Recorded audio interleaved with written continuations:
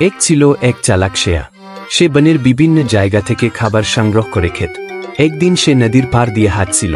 তখন সে লক্ষ্য করল নদীর ওপারে অনেক বড় একটা আম গাছ। গাছ ভর্তি পাকা পাকা আম।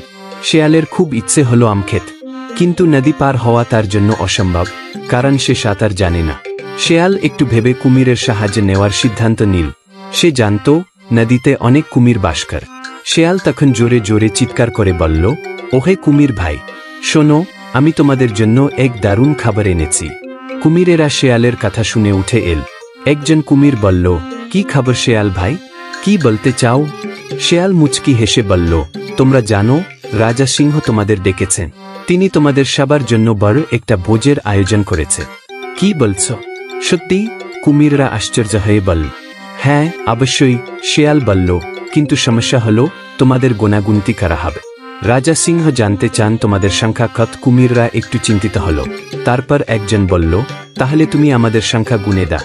আমাদের নদীর এক প্রান্ত থেকে অন্য প্রান্তে সারিবদ্ধভাবে দাঁড়াতে হবে। তুমি আমাদের গুনে নিতে পারবে। শেয়ালের পরিকল্পনা সফল হল। সে কুমিরদের একে একে গুনে নদীর ওপারে পৌঁছে গেল। কুমিররা ভেবেছিল শেয়াল সংখ্যা গুনছে, কিন্তু শেয়াল আসলে নদী পার হচ্ছিল। ওপারে পৌঁছে সে মজা করে বলল, আরে বোকা কুমিররা, আমি তোমাদের গুনিনি, আমি তো আম খেতে এসেছি।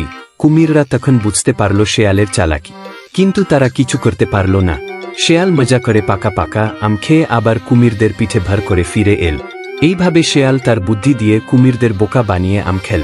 কিন্তু কুমিররাও বুঝতে পারল সবসময় শেয়ালের কথা বিশ্বাস করা যাবে না। তারা ঠিক করল এরপর থেকে শেয়ালের কথায় আর কখনো ভুল করবে না।